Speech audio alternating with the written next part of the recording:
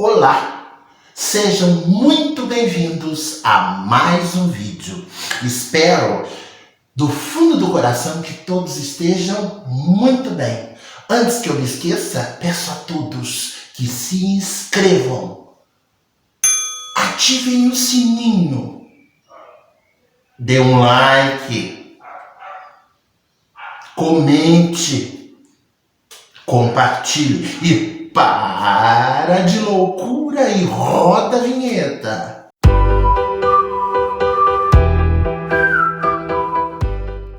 O dia que a serpente invadiu o jardim do Éden.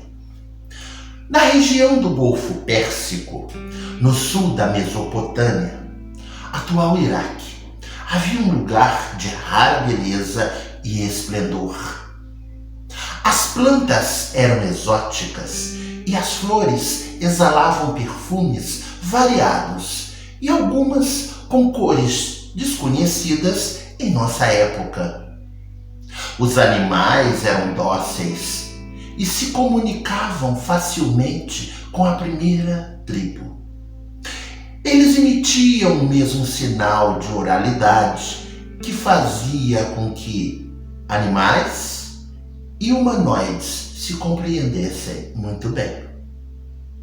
Um ser reptiliano com a cauda alongada possuía uma inteligência perversa, bem contrária aos princípios do Criador. Havia centenas de arcanjos que foram expulsos do plano de Deus, justamente por conspiração, por desobediência. Eles passariam a viver ali no Éden.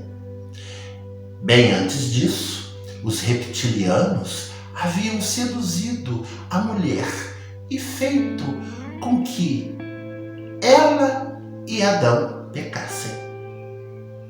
Como punição, Deus houvera transformado os reptilianos em serpentes, fazendo com que se rastejassem no chão para sempre.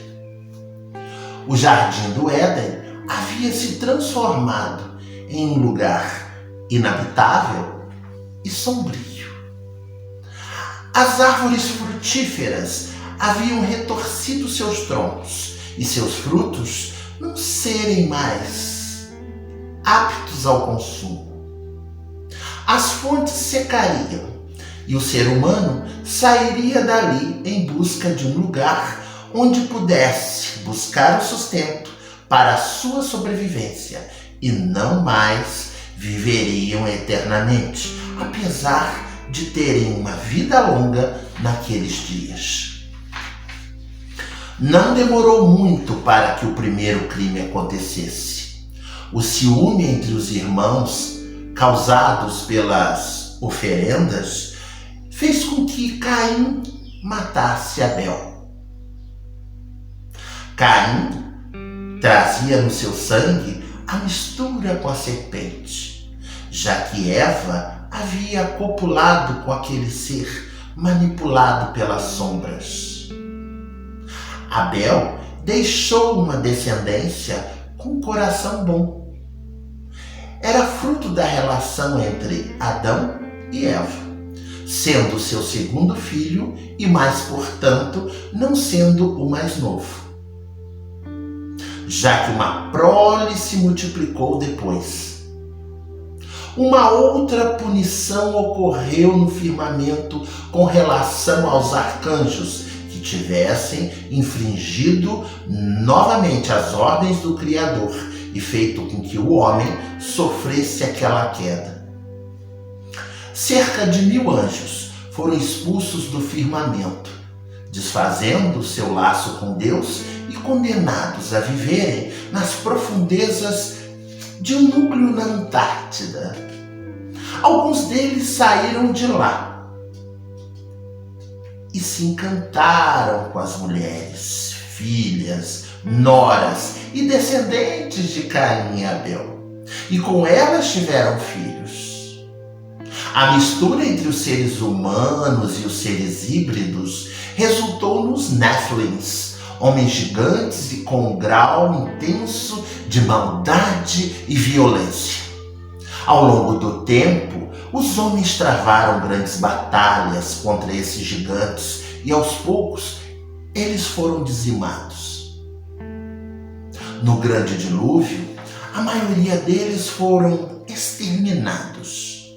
Porém, alguns deles sobreviveram, até que no período do reinado de Davi, alguns deles ainda existiam, até serem totalmente exterminados. A serpente, durante milênios, influenciou a discórdia entre os seres humanos. Esse ser reptiliano, que antes não tinha a forma de serpente, tinha sido o arcanjo Betabiel, condenado a viver no jardim do Éden por insubordinação e condenado novamente a se transformar em serpente junto com sua descendência. Uma espécie diferente que também existia no mundo daqueles dias.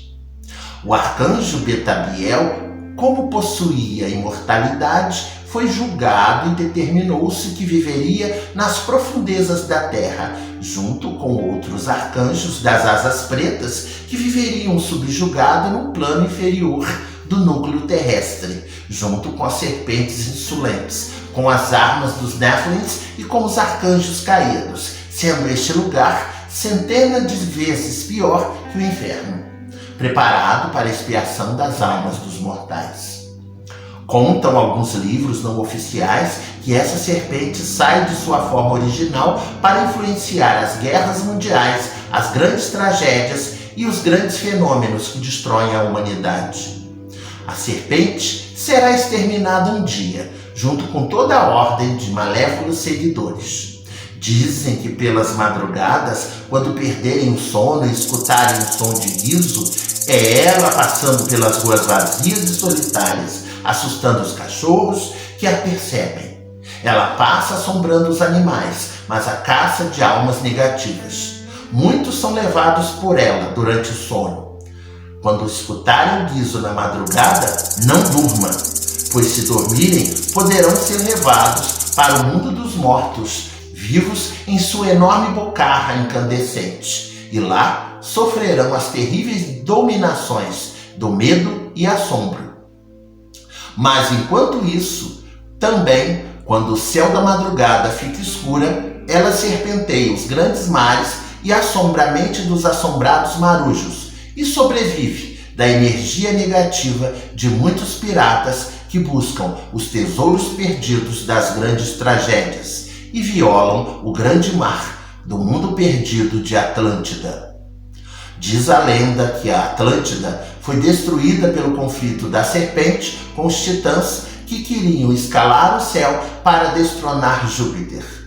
Os titãs protegiam a Atlântida contra as invasões e contra qualquer tipo de punição. Ali estava o que restou das fortunas do Jardim do Éden. Para aquele lugar foram levadas as riquezas e algumas pessoas que possuíam habilidades especiais como a transmissão de pensamento, a inteligência intergaláctica, capaz de construir grandes engenhocas, grandes feitos científicos e uma capacidade de viver tanto na terra quanto na água. Qualidade que aqueles reptilianos possuíam e que uma vez em seu reino foi destruído pela serpente.